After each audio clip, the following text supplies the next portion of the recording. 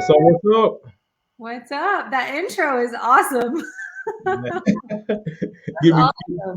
thanks to Nick Krim, man. It gets you going, right away with it. So everybody, once again, we're here with another episode of James Live, and we do these every Thursday, interviewing an agent that's killing it in their industry. And I'm so excited to have Amber here today to kind of share with us her journey in real estate and some of the stuff she's been able to do with her group, and as far as sales are concerned. Just like always, I like to start off with just kind of getting the backstory behind what made Amber get into real estate. So Amber, can you tell us a little bit about yourself and your past and that journey into this commission-based industry? Absolutely.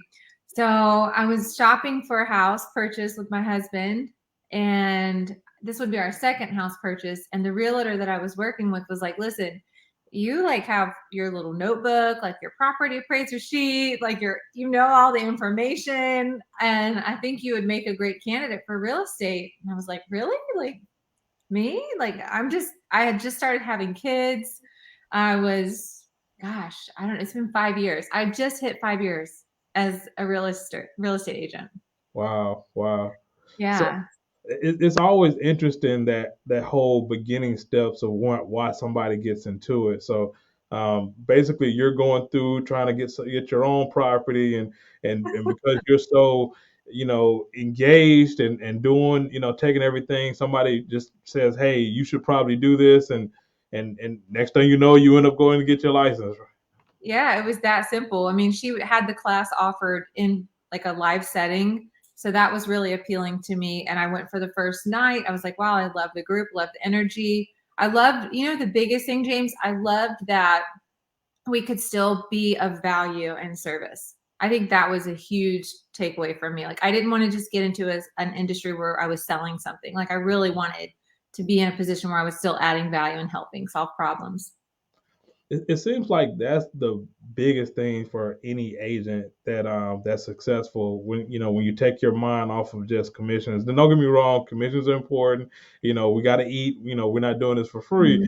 But when you're focusing on helping the client and helping them to achieve their goal, it's just amazing how business just kind of just takes on a whole life for you at that particular time. So Yeah. all right, so talk about all right, so your first year, right? So you went in, you get your license, and how was that first year for you? So my first year, you get licensed, it takes like 2-3 months before you hit a solid sale, at least in our industry where I am in Florida. But then once that third month hit, my first transaction was our purchase that our house purchase. And then my first year I had 16 deals, and then I doubled my income from what I was doing prior. So that was huge for me. I was like, okay, what you measure, you can manage, right? So I knew this, like the numbers. So I was like, okay, next year I'm going to double what I did. So then I doubled that, right? So then I went from 60K in my first year, I doubled it. And then every year, like my house, the number of houses that I sold would continue to double until last year. And I decided, okay, I don't want to sell 100 homes. I don't even want to sell 50. Like 50 is, I was struggling. So I had to get smart and like figure out how can I add more value to myself so that I can be of greater value to the customer. And I've increased my price point. I actually just realized what my, like ASP, your average sales price. Yeah. I just realized I literally moved brokerages in 2021, early 2021. And when I came over to EXP, my sales price went from the 200s to 450 average sales price. Wow, wow. Crazy. Yeah, that is a huge jump, and I mean that's in real estate agents, we gotta outside of the EXP model, you only got a few ways in order to increase your business. You can one, sell more houses, or you Right. can two, you can increase your price points, That's and then right. three, increase your commission percentages. And Right. basically, you were able to increase your price point. So was that something that was strategically done, or was it something that just organically happened? I would say 50-50. I mean, I had to get strategic and learn the pattern, right? Like, what are the behaviors that I'm doing that's attracting that higher paying client to me? What, where do I need to be eating at? Where do I need to be visiting? Who can I bring lunch to?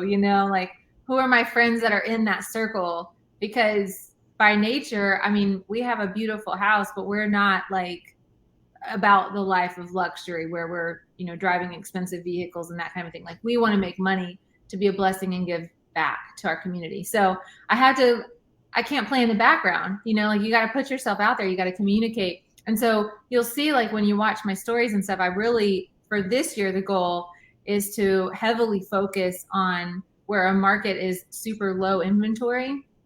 I bring the inventory. So, like, getting strategic and partnering with builders, learning how to bring their builder, like some different builders, to the communities that I'm living in, because there's such a low inventory. All of our local builders here are maxed out, and there's no one building in the price range of 600 to 900.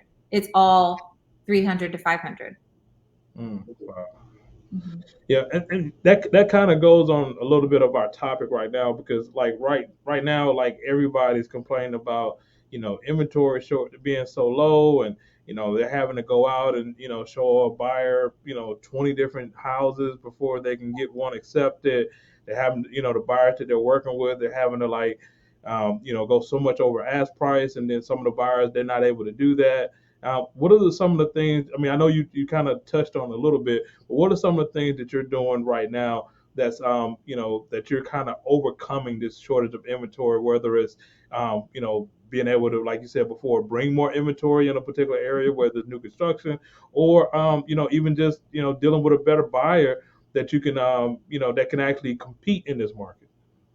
So the biggest thing is we have to, you'll keep hearing me say this, like, my goal, I want to add more value to myself, so I become of more value to those around me. I'm in a minimum of 3 to 4 trainings a week.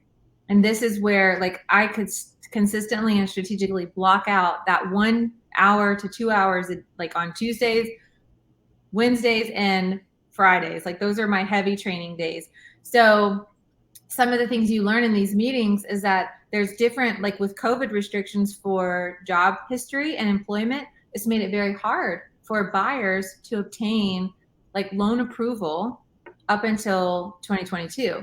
Now there's creative ways for them to finance, and there's different programs that exist that, if you don't necessarily have, like, the consistent job employment history to back the loan, they can look at bank statements. They can qualify it through they can qualify it through, like, the finances that you show in a bank account, which we had prior to the crash in 2007.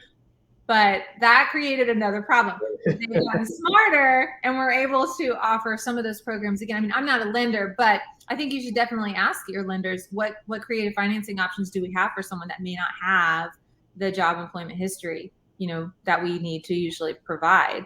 So that's been one of the things. The other thing too, a lot of people are, like, bashing VA financing and FHA loans. And so cash is king, right? Conventional, like, those are the two high winners in our markets. I mean, I understand, I'm a listing agent. So when I get multiple offers on a deal, my seller is going to be asking, well, what do you advise us to do? Right. And they have to go through, okay, well, conventional has this, VA has this, FHA has this, da, da, da.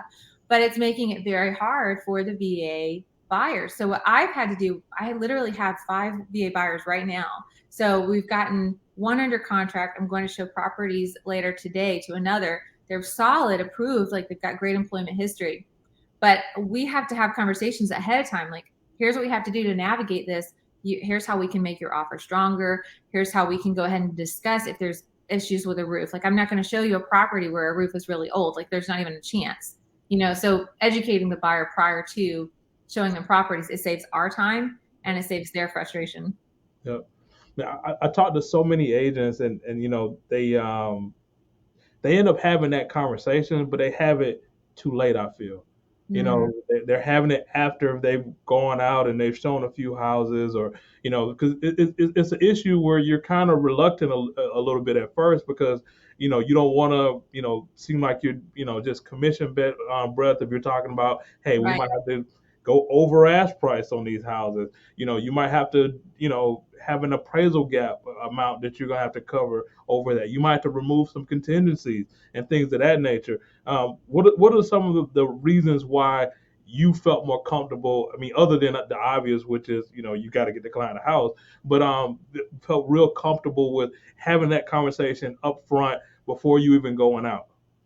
So one of the things I do with every single buyer, we have to have rapport, right? So do you have buyers consultations? Like when a buyer calls you up, hey, I want to see this property, like do you actively run and show it, or do you build the rapport, have a consultation with them, figure out their wants and needs, and then explain, like, this is how we're best going to work together. I'm a professional in this, I have expertise of this many years. Our team has sold over 200 homes. The average sales price is here. Our market inventory has this much available currently right now. And then when we're doing that buyer's consultation, like I'll literally pull up the MLS so they can see, okay, what's everything on your wish list? And then you put it all in, and then it comes up with like 5 homes. It's like, all right, so you see what we're dealing with here. And it's helping them get realistic about what they want and what they need, and then walking them through it. I mean, it's kind of like the baby, like you're trying to get the baby to take the steps, like when they're just learning to walk. They need you to coach them through it. But if you don't have the confidence in yourself, like adding value to yourself, like knowing your value, knowing your worth, so that when you get in that position, you can truly show up as the professional. Like you'll have a way better opportunity if you believe in yourself. Yeah. I mean, I talk to so many people, and they're just, somebody calls and they're just so excited. They say, oh, they want to see 213 Main Street. They want to see it at 3 o'clock today. So I'm going to show it. They get up in the car, they go run and show the house. And, like that's really, if you're really trying to build a business, like you got to have, structure. You got to have something that you're going to be able to do to add value with that client. And I don't know, be honest with you, I don't know any real successful real estate agent that does not do a consultation with that buyer first if they're working with buyers. I mean, it's huge, and like you said, you're showing your value to them, and to be quite frank, I mean, you're even trying to see if that buyer is somebody that you want to work with, because it might not even be somebody that you want to work with, right? That's right. Yeah, and the other thing too, like when they go and run, I'm not a runner. Right? Like if I would just wanted to run, I'd go be a bartender or something, because I'd make great money really quickly, have a great atmosphere, consistent work, hours, whatever. But at the end of the day, it's like, if I have a solid plan and a solid goal, I can execute that and I'll get the results I want. If I need to make adjustments along the way, then I have to have the self-discipline to do that. So I had to learn early on, you don't show buyers a house unless they have a pre-approval. And you want to have some kind of a conversation with that lender, especially if it's like creative financing, or you have a VA or FHA. I mean, you need to know, especially for new agents, they really need to know what kind of requirements does this lender have for this loan? What, like where we are, there's well and septic. So it's like, okay, if it's a certain type of loan, you have to have those inspected. You have to have a water test on the well to show there's no bacteria. Yeah. And, it's easily missed, James. Like new agents easily miss that. And then there's a delay. And guess who's upset with the agent? The buyer. Yeah. How did you miss this? You should have known I needed this, Man, that's interesting. So all right, so what do you say for, like, say you do that consultation in the beginning with the buyer, and you kind of go down the list of the properties, and then you're telling them exactly what it's going to take in order for them to be successful. And what if that buyer doesn't listen to you, right? What if that buyer is still like, I want to see every single home on the market. I don't want to pay over ask price. I don't want to do a appraisal gap. I don't understand this. I don't understand that. Like what is your process with that particular person, or a person? Okay. I'm literally going to read you the text that I sent out today at 9:00. So this is she's a veteran. I don't know. I have a heart for them right now. Like they are getting beat out left and right. So it's like, okay, how can we help them? Right. Mm-hmm. So we got her qualified conventional. We moved her from the VA financing to conventional. And I went and saw a great home yesterday. Loved it. She's not even here. Like, I'm literally going to the homes, doing a video tour for her, and then we're discussing it. But she's getting beat out. And so sometimes, you know this, sometimes they have to lose it. You have to let them lose it. So if I tell her, hey, this is listed for 415, it has everything you want, you love it, the condition of the home is wonderful, like you won't have any problems with inspection, it even has the pool and the lot size, it even has the location that's so desirable. And so I told her, I was like, you're going to think I'm crazy, but I think you need to go in with an offer at like 430. And you might even want to just go all the way up to 450. And she's like, well, we'll do 425. And I'm like, okay. I said, why don't you ask the lender, what's the difference in the house payment of 425 versus 430? Oh, well, we'll do 426. Okay. So she lost it.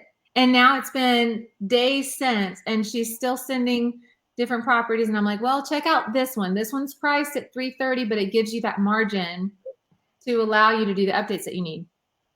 So anyway, here's some more that she sends. And I said, hey, I'm more than happy to show you these, but I want to make sure you understand in this market, the homes are selling above asking price.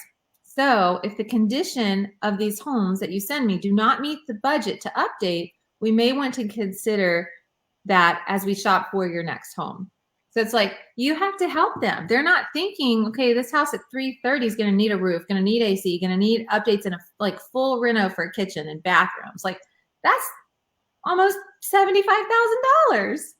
So why not just increase your budget, go into the fours, and have a home that you love that you don't have to update? Yeah, yeah. I mean, you're basically like you're the counselor for the person. I've been a marriage counselor. I've been talking people off the edge and the whole nine. With this whole process. But I mean, I do think at a certain point, if a client, because I mean, you're right, they do have to lose it sometimes in order for them to kind of get a feel for it, because you are building rapport, you are building trust. But I do think at a certain point, if somebody's just totally just not willing to participate in the market, you got to have some of that tough love. You just got to let them know. It's like, look, I had one client. They had a tough price point. They was looking at about 300, and but their approval was at the 350. So initially they were running to that situation where they didn't want to go up, and then they start looking at homes at like 340, and I just had to get real with them. Like, look, as much as I would love to sell you a house at 340, Right. you only approved for 350. Um, we can't go see those houses. I'm sorry. Like, I can't. I'm not going to be doing my job if I don't be honest with you and tell you what's going on in this market. And it's one of those things where if the person really starts to understand that you're being sincere, and you're really trying to tell them what they need to hear, not just what they want to hear, because I think that's what happens with a lot of agents. They only tell them what they want to hear. Mhm. The people that resonate with you will stick with you, and you'll sell those people a house. And the That's people right. that does not, that's okay too.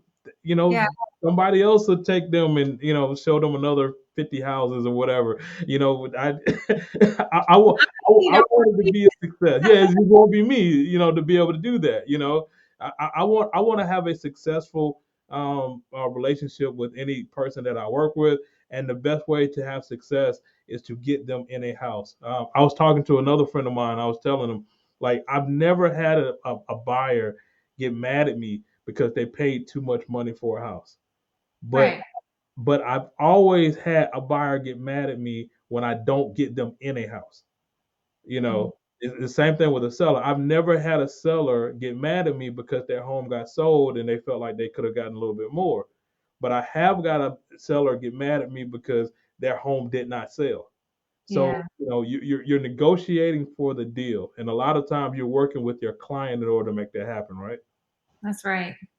Yeah, it's truly a balance of, because there's some people that are so truthful and like factual and like, no, you can't get that. No, you're not gonna be able to do that. No.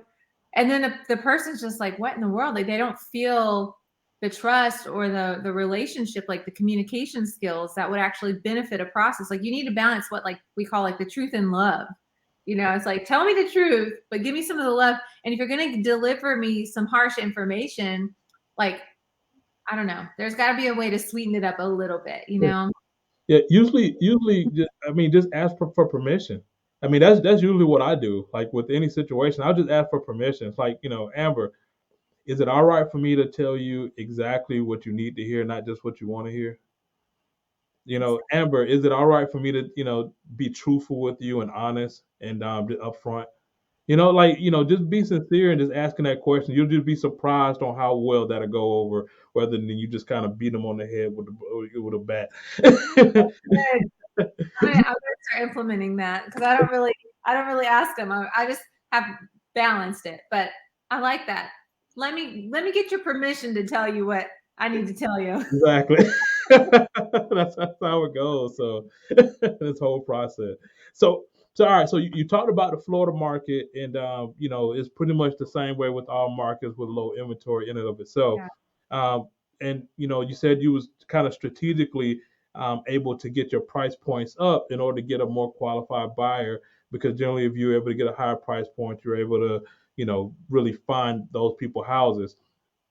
Like when you say you're reaching out to those people, like what are some of the things? Like I know you mentioned kind of lunch or something like that. Are there any other things that you're doing on top of that? So I'm really trying to utilize the power of social media, and it was not comfortable for me. I heard it earlier. I was on a training call before we jumped on, and one of the ladies said that she's always been the supporter. She's always been the back. Like I love to sing. So like in college and different things, like we would travel, and I was always the background singer. Like I love to support the leading role. Well, what's interesting is I'm a D personality by nature. Like I'm very driven. I'm very like the DI on the disc. Do you know what you are on the disc? I'm a DI. Yeah. So like I'm very driven by nature, but the I is kind of like what helps me navigate and balance out some of that D so I don't like offend people or push people away. So with the power of social media, I'm learning how to utilize that platform to build trust with people that I want to do business with. So this whole new construction thing was an idea that developed. It's $1 million idea, James. And the problem behind why people don't obtain or reach those goals is because they're not consistent in implementing the behaviors and disciplines to obtain it. So like it's been since January 1st that I had that goal. Ask me how many times I've gone out there to shoot new construction. How many? It's like in January we went twice, and we went this just yesterday. So I've gone 3 times, which isn't horrible, but I didn't meet my goal of going every week. I said I was going to go every week, and I didn't do it. So imagine I wrote up 3 new construction contracts for January. But imagine what would happen if I would have done it every week. How many more would I have had? Wow. So I'm learning to celebrate what I did do because that's the start, but also dreaming of the pattern that the result that would come if the pattern were more consistent. Yeah. I mean, that's a big nugget for a lot of people, because I mean, basically what you're saying is you're going where the inventory is. Like instead of just trying to figure it out, or complain like a lot of people, oh, we don't have inventory or whatever. It's like, no, I'm just gonna go where the inventory is, shoot a video, put on social media, then attract those type of people to that inventory. You Yeah. know, If you don't have any inventory, what are you going to sell? It's yeah, like people are talking about, oh, the market's so low, the market's so low. Well, there's still people out there trying to do for sale by owner. yeah, They're out there. They want to save that commission. yeah, So imagine what happens if we go and build a relationship with them, bring them a seller's guide, bring them a for sale by owner's guide, bring them an open house sign-in sheet. Hey, I'd love to host an open house for you. All you have to do is give me permission to come into the house. If I bring you a buyer, sign right here. 2% commission, 2.5%. Give me 3. I'll do 3. I don't want to reduce my commission. yeah, You yeah, know your value. You got to yeah. know your That's awesome, man. And I think that goes back to a little bit what you were saying before, just the fact that you're always on a training call, you're always listening to things to make you better, and take your business to the next level. I find that agents that stay in learning mode, those are the most successful agents in and of itself. Was that something that you started doing from the beginning, or is it something that you kind of learned over time? So I think I just fell into realizing the pattern. I'm very much a self-starter. When I got into real estate, I was in a boutique brokerage. They offered training on Mondays and Tuesdays. That's it. I was there every Monday and Tuesday. Mondays, it was learning how to work with buyers. Tuesdays, it was learning how to work with sellers. And I was going to master both of them. And so even after 2-3 years at that brokerage, I still would show up. So you got to have if you don't have the value, you got to figure out where to get it. Like if we're not a self-starter, we got to be the CEO of our business. Right. We're the CEO. We're not just a realtor that's selling houses. No, you are a CEO. You are an entrepreneur. So what kind of behaviors would you expect of your child, right? If how do you want them to show up to school? Do you want them to show up to school without a pencil, without a notebook, without their hair washed or their teeth brushed? No, they show up prepared. Their mindset, they have to know, I'm going into this moment, I'm a scholar, I'm a professional. But if people don't act like that and that's not their mindset, I don't know, it's going to be hard to see the consistency and the discipline that would bring them to greater success. Yeah. Tony Robbins talk about immersing yourself in that particular thing. And that's one of the things that I did as well when I first got into it, is I really, really just kind of immersed myself, where, put my literally blinders on, from the people that I wanted to get information from. And what's great about the groups that we're part of is the people there. They've sold houses, hundreds of homes a year, and willing to share. So they're not so far away where you can't reach out and ask them a question, or really just kind of get on one of their schedules and just go diving into some of their trainings that they have. So that's right. That's the biggest resource that I've found in moving over to EXP is that constant support, literally 24/7. There is somebody up. There's a recording somewhere. There's one of my friends that I love. She's like cousin Google or brother YouTube. You gotta ask somebody for help, because we can't just sit there and wait for I can't wait for my sponsor to tell me. I can't wait for my broker to tell me. Self-starter. What is it? The early bird gets the worm. That's an old saying, but it's true. Yeah. I mean, I get so many people, they start asking me questions but I don't want to bother you. I don't want to bother you. And I always try to reverse it on them. Let me ask you a question. If you being successful meant that you had to bother me, would you not be successful? And that's how it is for me. That's literally what I'm thinking. If I'm calling somebody, asking them a question, I'm asking myself that same question, because you don't really want to bother people, quote unquote. But at the same time, it's if I get in touch with them and me calling that person helps me to be successful, and it's different between being successful and failing. Am I going to let myself fail? No, I'm not. I'm about to call that person. If I bug them, so be it. It's going to happen. And if it's the right circle of people that you're around, they're going to be appreciative. And for me personally, when someone adds value to me, I'm going to honor them. I'm going to be like, thank you so much for making time for me. I wouldn't be who I am today if it weren't for some of the people that I've only known since last May. So true. It's crazy, the power of exposure. We grow so much by exposure. So if we're in that, maybe we're frustrated with who we are. Maybe we're dissatisfied with the lack of energy or excitement or passion that we have in our real estate career. We're frustrated with the numbers, or we're frustrated with the sales, and we're not closing deals. Put yourself at a table with someone that can show you how to do it. Yeah. I mean, just think about us. I mean, we met in Washington, D.C. at a Sprint conference and stayed in touch, and we're still talking to this day, Yes. Bouncing information, helping each other anywhere we can. I mean, it's Coach Burt, he was actually saying something. He said, most people, you don't have an income problem, you have a people problem. So if you need people, you need more people in your life. People have the money, people have the resources, people have the connection. So if you get more of those people, that's going to be how you're going to solve your problems. That's good. They're the resource. They're the resource. There it is. Resource. So we have to learn to be resourceful. It's that's another thing. You have access to so much nowadays. Like all of us, we have access to it. So much training, even our like local board. Like there's just ridiculous amount of resources available. But if we go to all these trainings and then we don't implement or learn anything, we're going to be the same person we were before. So it's like have you ever heard of this method CPR? Obviously, like the one if somebody's choking, but there's another one for how to apply to business. So like C stands for commitment. So my commitment is, and I'm scared to say this, but my husband was reminding me earlier. He's like, "How much money are you going to make this year?" And I'm like, 500,000. And he's like, "No, you said you were going to make $1 million." And I'm like, I feel it, that fear, and so the commitment, what is the commitment? And then what's the penalty if that doesn't happen? Mm. And you have to you write it out and tell somebody. And then what's the reward for when it actually comes to pass? Can you imagine when we're millionaires, James? Yeah, I love it. It's not if, it's when. And like right before we got on the call, I felt that fear. And my husband came over and he's like, "Amber, we went to Tony Robbins Unleash the Power last November, life-changing.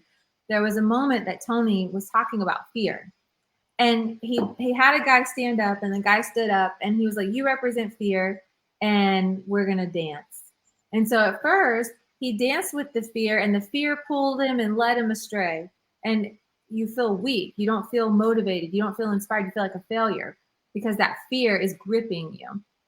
But my husband told me today, he's like, "Come here." And he danced with me. And he's like, "You have to dance with the fear. You have to lead with that fear. You have to let it lead you to your success." Because he hasn't given us a spirit of fear. He's given us this sound mind, right? So adding value, renewing the mind. Like, so we have all the resources we need and the ability to lead with it and to lead well. So I'm learning, James. I'm going to dance with the fear. That's going to be awesome. Man, if that's not a big takeaway, or write it down for somebody, dance with the fear. That's one. I'm remembering that one myself. So, Yes. Amber, it's been absolutely awesome talking to you, and I thank you so much for just kind of sharing your story and playing all out. People are going to hear this, and they're going to take a lot out of it. So I really appreciate you for that. Thank you. I'm so honored to be here. Really, it's good to catch up with you. All right, absolutely. So once again, like I said, every Thursday at 11 o'clock, we're interviewing an agent that's killing in their industry and creating a whole lot of value for the real estate community. So if you want to know more about how you can partner up with us, or just kind of reach out to me, even if it's just a regular real estate question, you can go to jameshmassey.com, jump on my calendar for regarding that. You want to reach out to Amber, you can reach out to Amber as well. We're here to serve 100%. So thanks again, Amber. And to the next time, love it again. Bye-bye.